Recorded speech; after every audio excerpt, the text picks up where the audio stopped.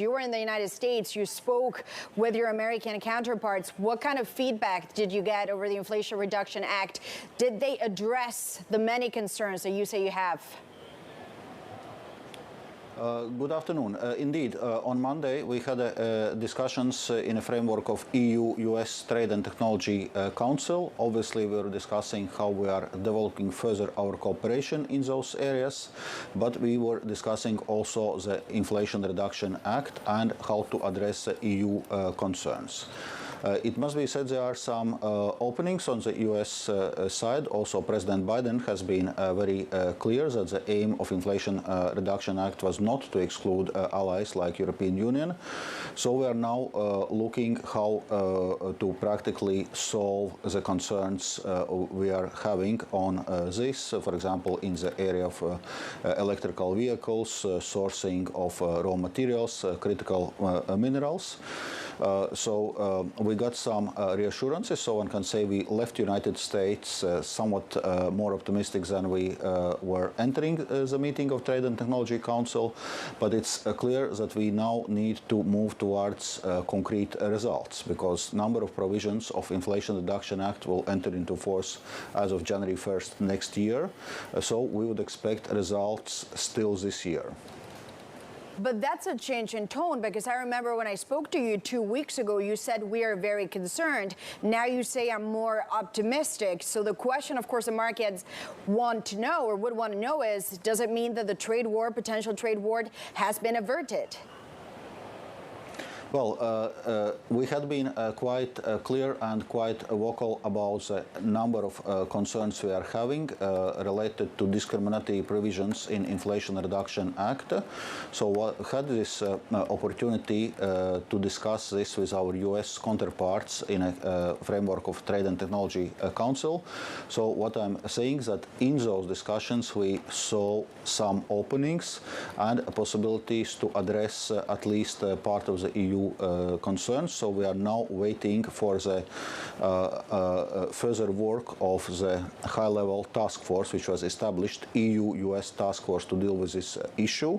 And as I said, we are expecting results still this year. And then we take stock where we are, to which extent our concerns are addressed, and how to proceed further. Mr. Vice President, it's Guy Johnson. Why didn't you tackle this issue earlier? The Inflation Reduction Act is now law in the United States. It is much more difficult to tweak and change it at this point, now that it's on the books. Were you late in recognizing the risk that it represented? Why didn't you tackle it when President Biden first announced it? Why didn't you tackle it when it was going through Congress? Well, actually, already we were raising concerns on some provisions in Build Back Better Act. So in a sense, our concerns were well known to the US side already for quite some time, and we had been in constant engagement with US at many different levels. It must be said that the inflation reduction itself, as a piece of legislation, moved very fast, and in a sense not following the regular legislative process, also not getting much engagement or input from the US administration. That was a, so to say, a political agreement which was made and fast-tracked through the legislature. But at the same time, the concerns, substantial concerns, were very well known to our US counterparts. Valdis, hi, it's Alex Steele in New York. That's one area where the U.S. and the EU are at conflict, but one area where they could actually work together is potentially some tariffs on steel and aluminum as part of the way to fight carbon emissions, really punishing polluters, and China would be a big part of that. Is that going to be formal? Can you talk me through any discussions that are actually happening? There, I would say there are several levels of discussions. One concerns global steel and aluminium arrangement, where indeed, among other things, we are looking at how to improve the sustainability of steel and aluminium production, and how also to tackle global overcapacity, notably on steel. But those discussions are still ongoing, so at this stage we are not in a position to comment exact content, scope, format of how this global steel and aluminium arrangement would eventually materialize. And another workstream which we just launched in a Trade and Technology Council this Monday is Transatlantic Initiative on Sustainable Trade, where we'll also be dealing with a number of those sustainability issues. So I'd say there are even several tracks on dialogue, because something which is acknowledged across both sides of the Atlantic, that we are better off if we jointly tackle the challenges of climate change and greening of our economies. Mr. Dombrovskis, as we speak, there has been a headline from the Russian President Vladimir Putin, who says the risks for nuclear war have actually increased. And of course, this referring to the war in Ukraine. First of all, I want to get your reaction on that. Are the risks around the war in Ukraine escalating, in your view, increasing? And that means, do you have to increase support for Ukraine? And therefore, that takes me to my final question. You have pledged 18 billion euros for Ukraine next year. You have Viktor Orban now, the bad boy of European politics, who say, I do not support this. What's going to happen with this country?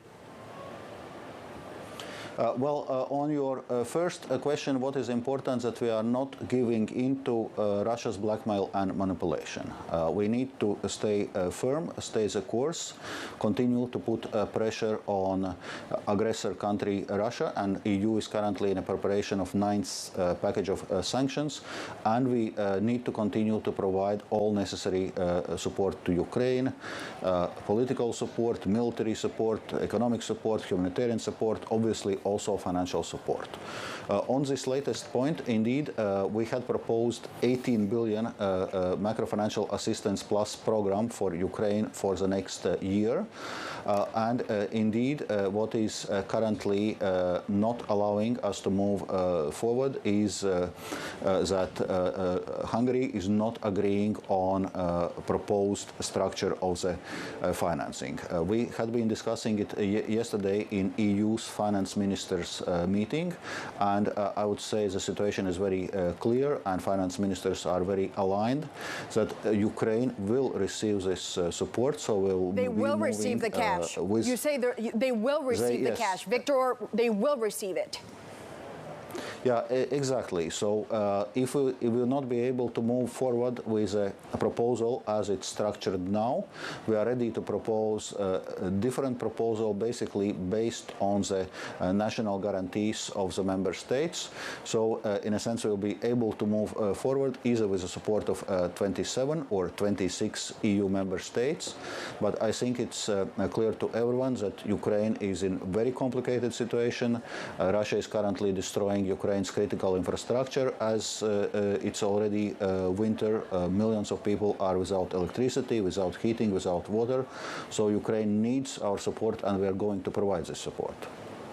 Yep, I guess the question is, how quickly will that support arrive? We will leave it there. We are aiming for a first disbursement in January, and we are sticking with this.